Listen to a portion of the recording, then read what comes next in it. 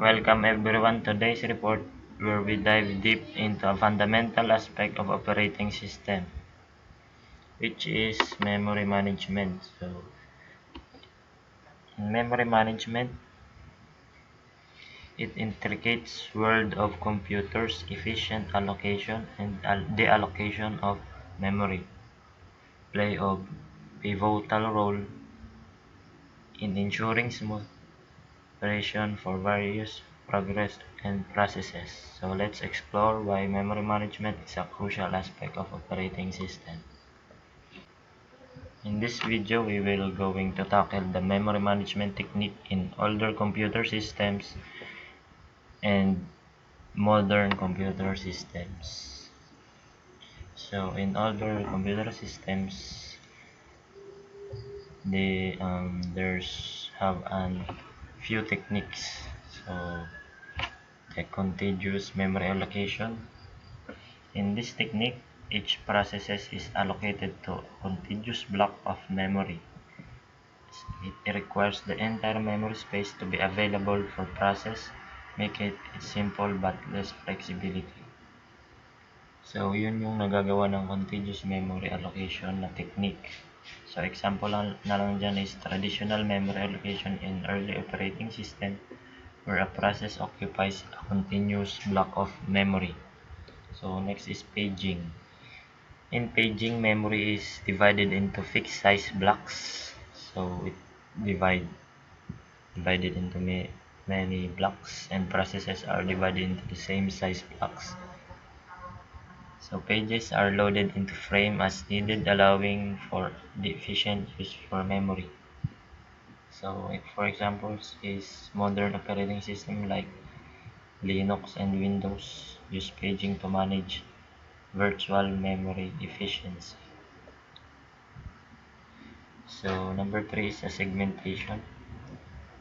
Segmentation is a memory is divided into logical segments. Each represents different types of data. Segments can vary in size and are located as needed. So, parehas lang ng paging na dinidivide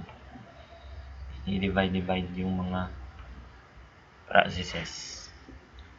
So, example is the Intel 8086 architecture uses segmentation where code and data are stored in separate segments. So, magkakahiwalay.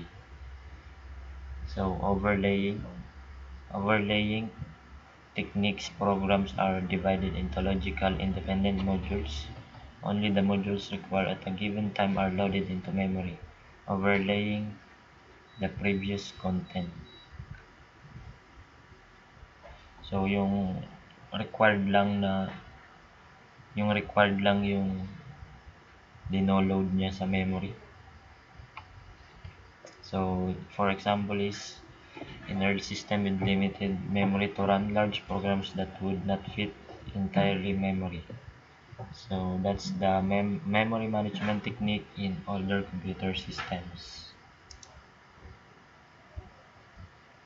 New memory management. So in new memory management, there have an advancements in memory management. So number 1, virtual memory, number 2, dynamic memory allocation, number 3, improved efficiency. In virtual memory, so it allows the operating system to use combination of RAM and disk space to simulate a larger memory space. So ina-allow niya yung RAM and disk para makapag-create ng mas malaking space sa computer. So number 2 is dynamic memory allocation. Dynamic memory allocation allows programs to request and release memory dynamically during runtime. So request and release memory dynamically. So yun. So number 3, improve efficiency.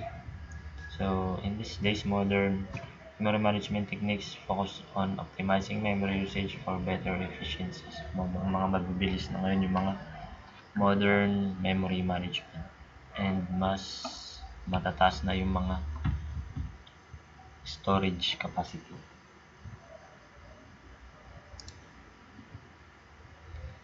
So doon naman tayo sa old operating system and process management.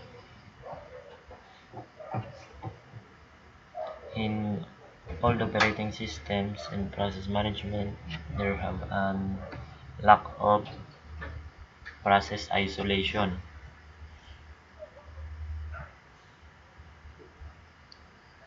Lack of process isolation meaning they have lack isolation from each other.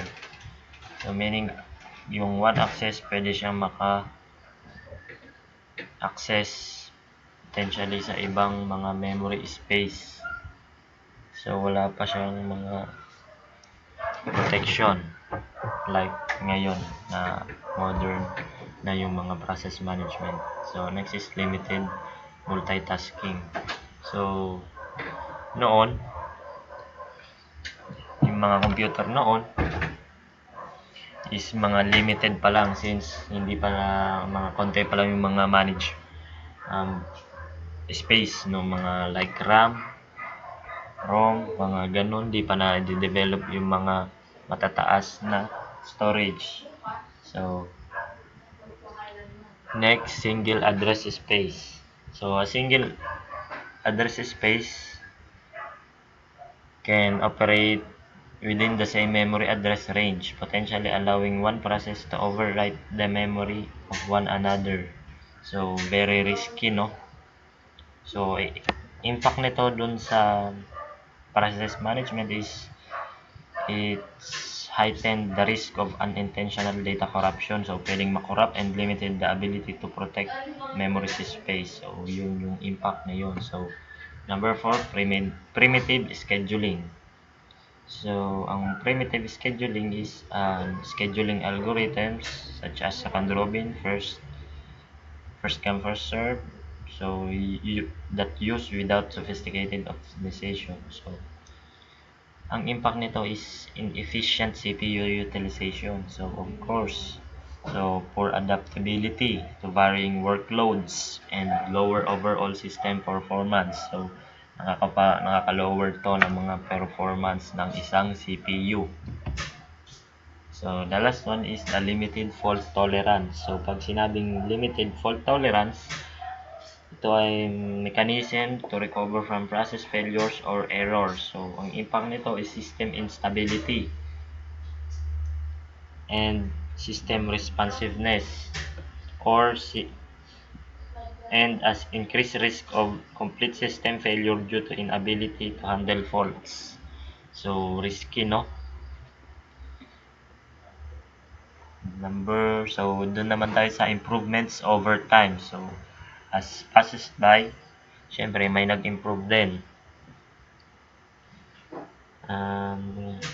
Memory protection. So, memory protection from its onward, memory protection can ensure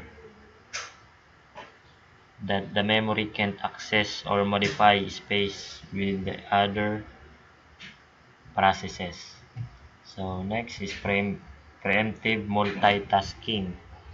So preemptive multitasking is an operating system can interrupt a currently running task to start or resume another. So ngayon, gaya ng pag kunyari binak mo yung isang tab, then nagbukas ka ng bagong tab, then bumalik ka ulit dun sa previous na tab mo, pwede mo pa yung ipatuloy. So, the impact of this preemptive multitasking is it improves system responsiveness. Siyempre, ini-improve nito yung mga responsiveness, hindi mabagal. It allows efficient utilization of CPU resources and enables better handling of multiple tasks concurrently. So, na-handle niya ito yung mga multitasking. So, virtual memory. Kagaya kanina, virtual memory ito ay it allows parang in-extend dito yung mga space. RAM